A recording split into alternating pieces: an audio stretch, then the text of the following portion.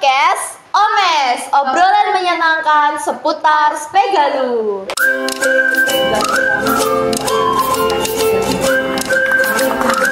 Yo.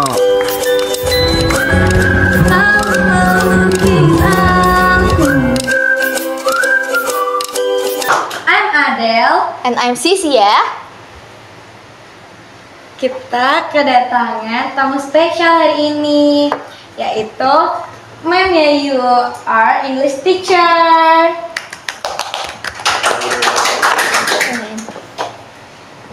Jadi Miss, gimana kabarnya? Kabarnya baik, puji Tuhan.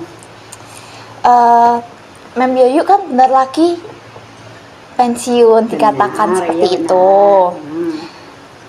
Menurut Mem Yayu, apa sih momen yang paling berkesan atau momen pertama kali yang membuat Mem Yayu sampai sekarang nggak bisa lupa? Iya. Ya sampai 30 mestinya ya. Iya dong. Jadi sebetulnya saya di sini sudah sekitar berapa ya? Tahun 2006. Wow. 2006 sampai sekarang sekitar 19 tahun saya berada di sini 30. Sehingga ya banyak banget ya hal-hal momen-momen yang menyenangkan, menyedihkan, menjengkelkan itu banyak banget ya. Tapi tentu peristiwa-peristiwa itu yang menjengkelkan dan sesuatu yang tidak menyenangkan tidak begitu saya ingat begitu ya. Jadi saya lebih suka mengingat hal yang menyenangkan di SMP 30, bertemu dengan anak-anak yang happy, yang ceria. Itu momen-momen yang selalu saya nikmati ya di sekolah sebagai guru, apalagi karena memang guru bahasa Inggris khususnya itu passion saya dari kecil. Ya, passion saya dari kecil, memang saya ingin jadi guru karena berangkat dari keluarga guru. Ya, jadi ada bapak, ibu, Pak De, Bude, Bule itu banyak yang jadi guru, dan kebetulan juga adik saya juga dua-duanya guru, mertua saya, kakung putri itu bahkan semuanya guru. Jadi saya seperti sudah berada di dunia saya sih ya, menjadi guru. Jadi kalau momen-momen di sekolah khususnya di SMP 30 banyak sekali. Ya mungkin bisa sedikit saya info bahwa sebelum di SMP 30 itu saya sebenarnya sudah banyak berkarya di sekolah-sekolah ya. Saya berawal dari tahun 1988, saya diangkat dari guru di Kendal. Kemudian pindah di SMP Karitas Semarang juga di daerah Manyaran sebelah SMP 19.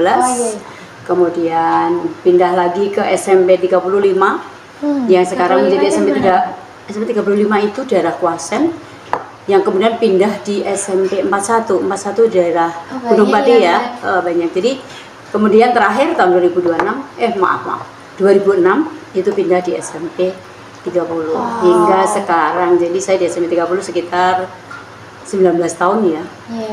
Dari sekian banyak sekolah, mana momen paling terkesan gitu ya? Saya punya satu pengalaman ketika saya menjadi wali kelas ya. Mungkin dua ya, nggak terkesannya dua ya, boleh ya, nggak cuma satu ya. Saya pernah menjadi wali kelas di kelas 7H ketika itu. Kemudian kebetulan pas ulang tahun gitu, sesuatu yang saya sama sekali tidak menyangka. Kemudian saya dipanggil untuk masuk ke kelas 7H. Di situ tuh saya sudah disajikan dengan suasana yang sangat mengesankan ya. Jadi di papan tulis sudah terpampang gambar-gambar dengan nama saya, happy birthday and so on, seperti itu.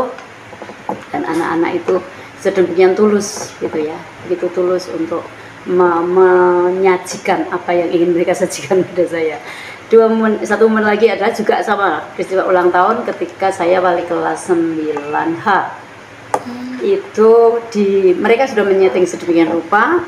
Kemudian saya dipanggil ke atas karena ada dua siswa yang sedang berkelahi, betul ya. Itu mungkin kalau sekarang sudah sangat biasa ya. Tapi ketika itu saya lupa tahunnya.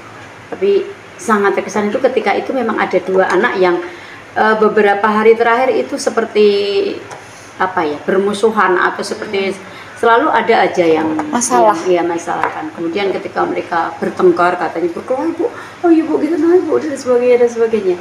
Beneran situasi di situ tuh saya tidak melihat bahwa itu sebetulnya sebuah jebakan bagi saya untuk diucapin selamat ulang tahun, tetapi ternyata mereka men-setting sedemikian rupa sampai saya benar-benar merasa bahwa mereka benar-benar berkelahi karena sampai ruangan itu dibuat sedemikian luas berserakan gitu ya, berserakan, messing begitu. Ya.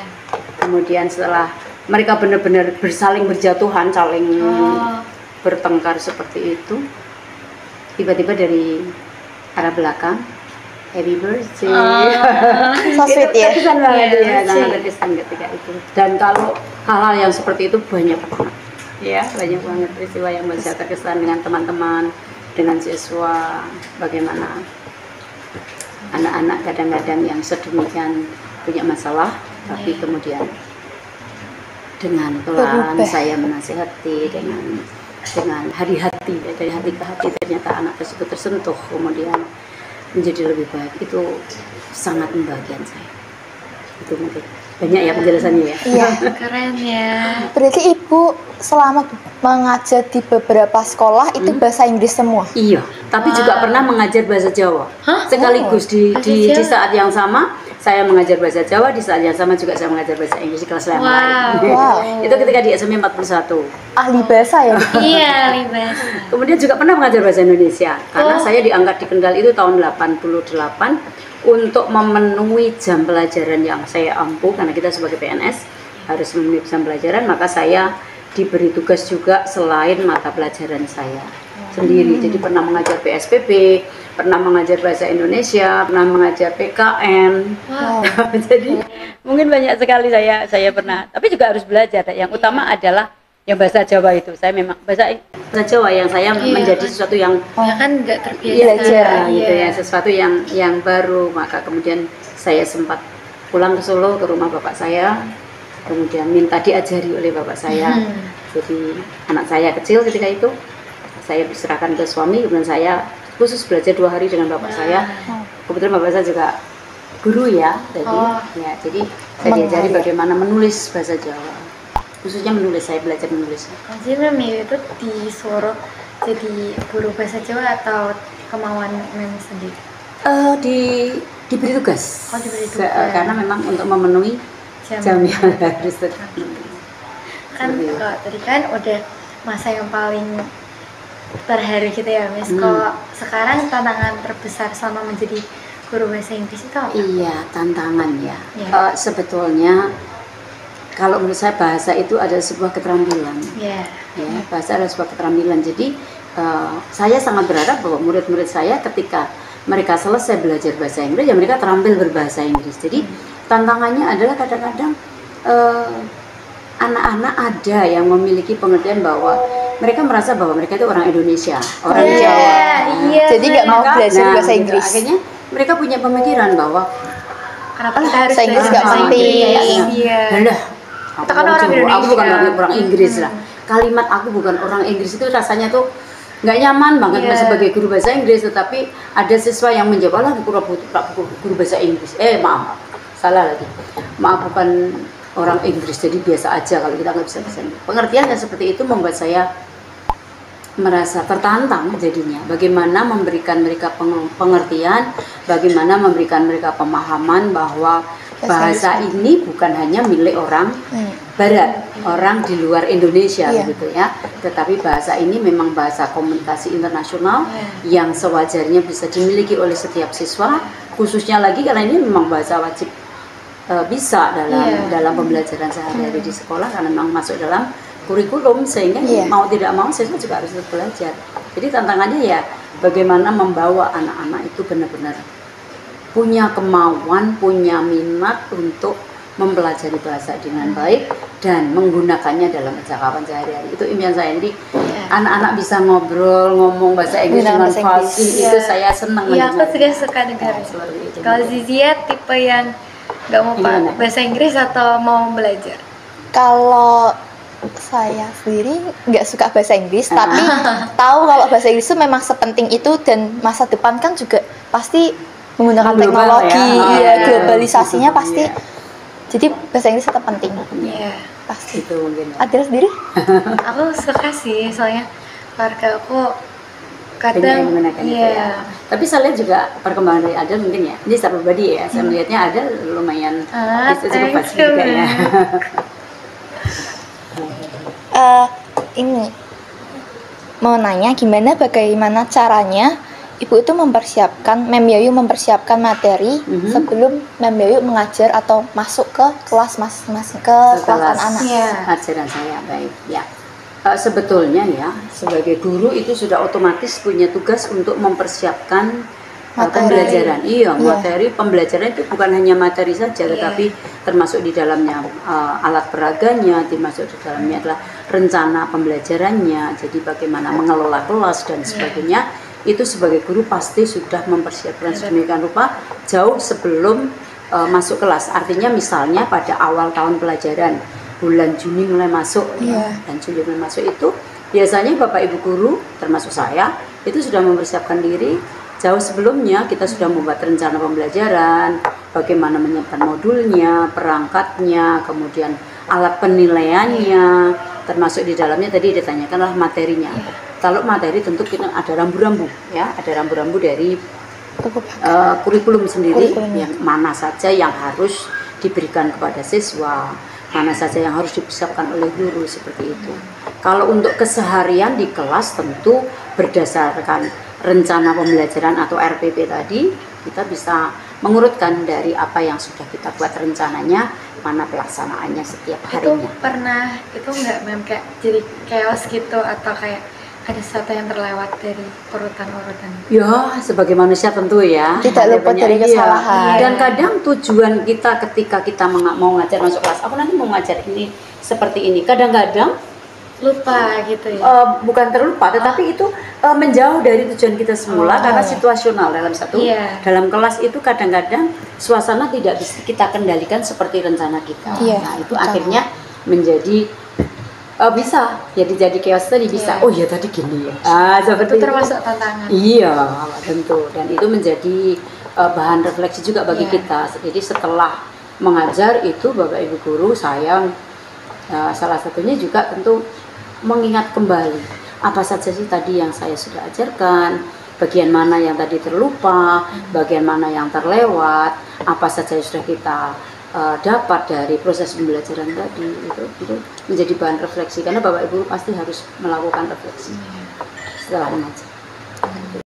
Tadi kan Bu Yayu bilang pasti mempunyai tantangan tiap guru.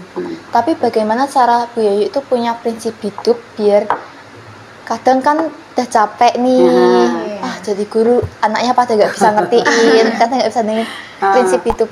Iya, ada saja yang memang untuk semangat hal-hal seperti itu ya, misalnya seperti tadi saya bilang bahwa jadi guru bahasa Inggris adalah passion saya dan yang menjadi motivator bagi saya ketika saya kemudian suka berbahasa Inggris adalah guru bahasa Inggris saya ketika SMP. Ya, sampai sekarang saya sangat teringat tuh Sabekti namanya ya. Saya tidak tahu mengapa saya begitu terkesan dengan beliau. Maka kemudian seperti menuntun saya untuk terus maju. Saya suka bahasa Inggris dan terus menjadi terus memotivasi saya. Saya ingin menjadi guru seperti Bu Sabekti tadi, guru sampai saya guru bahasa Inggris. Nah ini. Jadi kalau misalnya tadi ada banyak tantangan, kemudian apa tadi profil apa? Prinsip filosofi saya bahwa hidup itu harus bermanfaat bagi orang lain. Jadi dan kita nikmati hidup dengan happy. Saya ingin selalu melakukan yang terbaik bagi orang-orang di sekitar saya. Walaupun kadang penerimaannya tidak selalu seperti yang saya harapkan ya. Saya sudah berusaha sedemikian, tetapi kadang-kadang tidak selalu minta balasan, tetapi hal yang saya harapkan ternyata tidak seperti yang saya harapkan. Ya tidak apa-apa, tapi saya akan terus melakukan hal itu. Sebagai contoh misalnya, saya mengingatkan siswa. Sebagai guru saya merasa wajib untuk selalu memberikan ingatan ketika siswa tersebut saya lihat ada melakukan kesalahan atau apa. Saya merasa bahwa sebagai guru saya wajib ya untuk mengingatkan ya. Prinsipnya kalau walaupun dia sudah sampai bosan saya ingatkan, saya tidak akan pernah bosan mengingatkan. Saya nggak akan pernah bosan mengingatkan anak-anak ketika mereka melakukan hal yang saya pikir itu kurang pas, sekalipun dia bosan saya ingatkan gitu ya, kadang-kadang seperti itu ya. Pokoknya menjadi yang terbaik baik bagi diri sendiri maupun bagi orang lain, bermanfaat dan menjadi berkah bagi orang lain, itu sudah sangat membagikan bagi saya gitu. Kan kalau misalnya ngajar itu kan kayak yang Mem bilang tadi, ada murid yang beda pendapat gitu kan. Nah itu gimana cara biar mereka tuh gimana ya, pikirannya tuh terubah gitu loh Mem, kayak biar mereka bisa mikir kalau bahasa Inggris itu penting. Ya. Iya.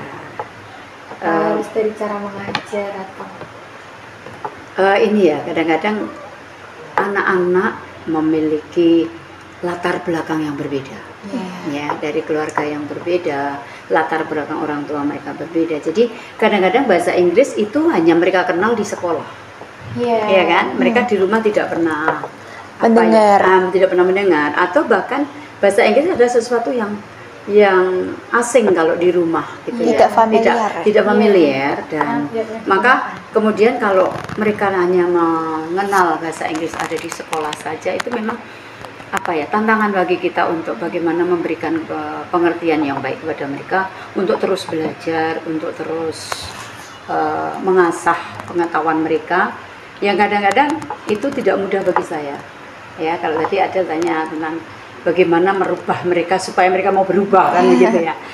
Pada prinsipnya sebetulnya perubahan itu memang harusnya berangkat dari dalam diri murid itu sendiri ya. Tetapi kita sebagai guru mestinya menjadi motivator, menjadi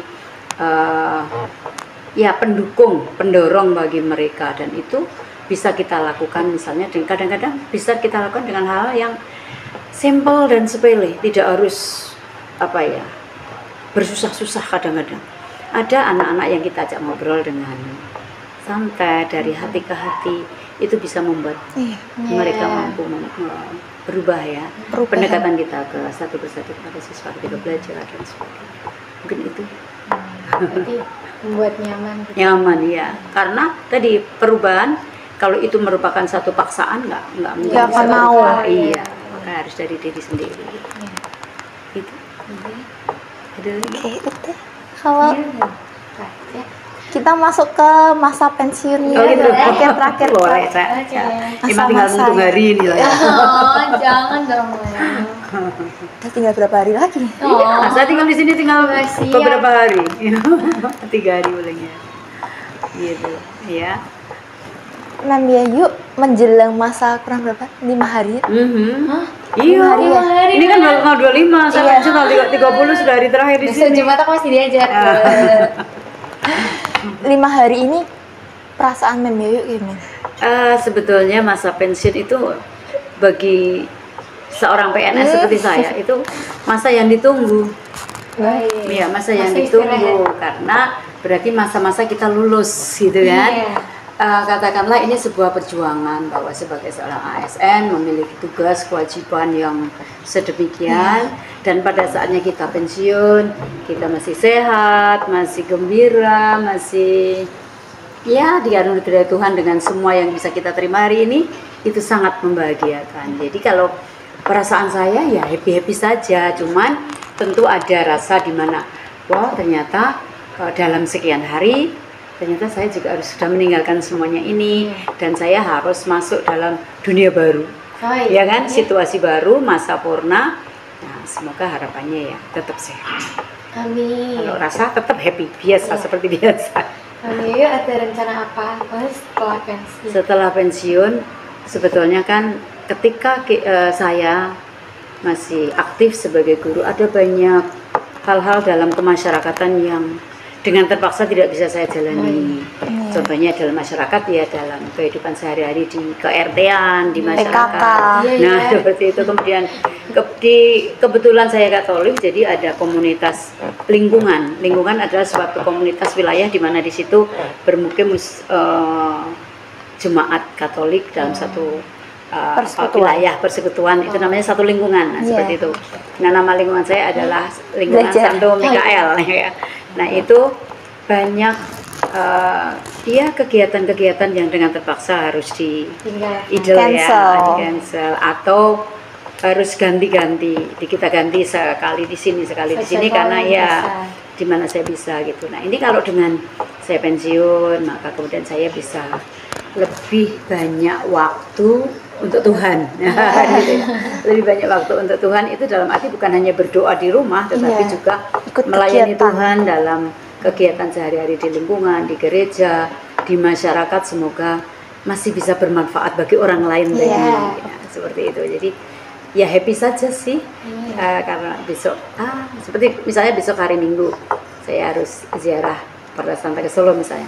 Ya sedemikian saya mencoba membagi waktu karena saya panitia di situ ngurus ini dan itu, tetapi karena saya masih terus di sekolah, oh ya maaf saya masih di sekolah, jadi ada tim yang lain seperti itu. Tapi dengan sudah purna nanti moga-moga bisa sepenuhnya melayani Tuhan lewat keseharian saya. Gitu. Mem Yayu, balik lagi ke perasaan sebelum purna ini ya. Ada tidak perkataan siswa yang misal membuat Mem Yayu itu jadi terharu? Oh iya benar-benar hari ini akhir-akhir ini tuh bakalan meninggalkan ada sekolah sih ini. ya, ketika beberapa kali saya mengatakan tadinya saya belum memberitahu anak-anak bahwa saya mau pensiun, tetapi ada seorang siswa yang bertanya gitu. Tahu? Iya, ada siswa yang tahu bahwa loh kok kamu tahu? Iya, aduh jangan pensiun dulu, tunggu kita sampai pensiun ya, sampai lulus gitu. Ya nggak bisa segitu karena memang sebagai PNS sudah sewajarnya bahwa pada usia 60 untuk guru ya, usia 60 itu memang harus sudah pensiun saya gitu ya. Terharunya anak-anak, saya merasa bahwa anak-anak sepertinya masih ingin diajar begitu ya. Iya, kan sama Mem Yayu. Tetapi ya memang harus begitu kan. Banyak bapak ibu guru yang baru, bapak ibu guru yang lainnya bahasa Inggris juga banyak yang nyaman gitu ya. Ya nanti bisa digantikan oleh bapak ibu guru yang lain. Karena memang kalau sudah nyaman bergantian tuh juga harus pindah di guru maksudnya menyesuaikan gitu. Iya. Susah. Yang waktu menyesuaikan. Kadang kan cara mengajarnya beda. Iya. Kadang kita ngerasa lebih nyaman sama sementara ini ya. Iya. Kebetulan saya mengajar kalian kan baru berapa? Iya, baru bulan ya. Iya, 3 bulan ini sih ya. Tapi ya itu yang bikin terharu. Saya merasa dicintai aja. Itu menyenangkan sekali. Mem Yayu kalau bisa di throwback mau jadi guru lain enggak? Maksudnya selain bahasa Inggris. Perlu kalian tahu bahwa saya sebelum mengajar bahasa Inggris, saya mengambil jurusan keterampilan jasa, yaitu tentang pembukuan. Jadi sebelum itu memang saya jurusannya justru kalau sekarang sudah tidak diajarkan di SMP, ya maka kemudian saya beralih untuk mencari jurusan yang lain. Saya pernah kuliah di UT, Universitas Terbuka, pernah transfer ke IKPGRI. Saya dulu awalnya dari UNS, Universitas 11 Maret di Solo, ya kemudian transfer di Semarang. Jadi kalau misalnya saya diminta untuk pilih mana, bahasa Inggris atau yang lain gitu ya. Passion saya dari saya kecil ada bahasa Inggris. Saya akan tetap memilih bahasa Inggris.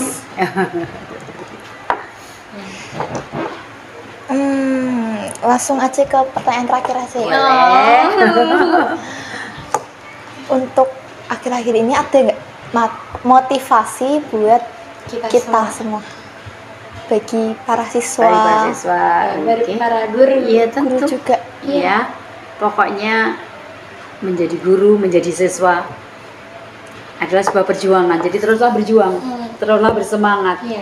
Sebagai apapun kita, sebagai guru atau sebagai siswa. Kalau sebagai siswa tentu teruslah semangat belajar. Jadilah dirimu sendiri. Jadilah trendsetter, jangan jadi follower. Jadi trendsetter, jadi seseorang yang mampu menjadi pionir. Dengan menemukan model betul, menjadi orang yang mampu membawa orang lain menjadi lebih baik. Tapi tentu juga harus menjadi diri sendiri tadi.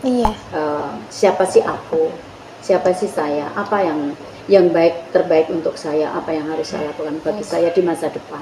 Maka ketika di awal pelajaran saya sempat, awal tahun kemarin saya sempat mengatakan, jadilah anak pintar ketika kalian berada di SMA. Adalah satu motivasi bagi kalian semua untuk siswa ya, supaya terus menggali kemampuan diri, potensi diri untuk dikembangkan sedemikian. Kalau untuk Bapak Ibu guru tentu tetaplah semangat. Pasti semangat Bapak Ibu guru. Banyak sekali tantangan yang dihadapi oleh Bapak Ibu guru, khususnya pada akhir-akhir ini di mana banyak ditemukan hal-hal yang di luar dugaan Bapak Ibu guru, dengan banyaknya siswa yang mungkin apa ya, dalam notabene masih banyak bimbingan anak-anak dari yang ini ya apa istilahnya inklusi itu Iya. perlu banget ya, itu tantangan bagi Perlu bapak perhatian ibu. juga. Iya, khusus itu khusus banget ya, jadi mungkin untuk bapak ibu guru ya terus semangat berjuang bahwa membawa anak-anak bangsa ini menjadi yang terbaik di masa Amin. depan. Begitu. Cukup. Ya, Oke. kita udah di ujung acara Aha. podcast pada kali ini. Gimana? Terharu. Terakhir dalam 5 hari lagi. Iya, dan Sebenarnya lain ada tips nggak buat kayak kita gampang Bahasa Inggris. Oh, berbahasa Iya, Inggris. Pertama adalah dari niat. Oh iya. Minat Niat kita itu yang sendiri. paling Iya, penting. yang Minat utama. dari dalam diri. Iya, dari dalam diri Iya, kita, kalau dari minat awal kita. udah nggak suka pasti Masih nggak suka. Nah, maka cintailah. Cintai mata Cintai pelajaran Inggris. itu. Iya. Apapun, bukan hanya bahasa Inggris ya. Selagi kamu misalnya matematika atau bahasa Inggris atau IPA atau apapun. Ya, matematika. Sepanjang kamu mencintai pelajaran itu, merindukan untuk terus Iya. mempelajari, untuk terus memahami, pasti bisa. Iya. Apalagi bahasa Inggris itu ada sebuah keterampilan, bahasa ada sebuah keterampilan. Iya. Maka kalau kamu mau terus belajar, terus mencoba, pasti bisa. Oke, thank you nih. Sama-sama. Oke, sekian saja podcast pada kali ini. Jangan lupa like, komen, dan subscribe. Apa? SMP Negeri 30 Semarang, sendiri bisa, bersama luar biasa. Dadah.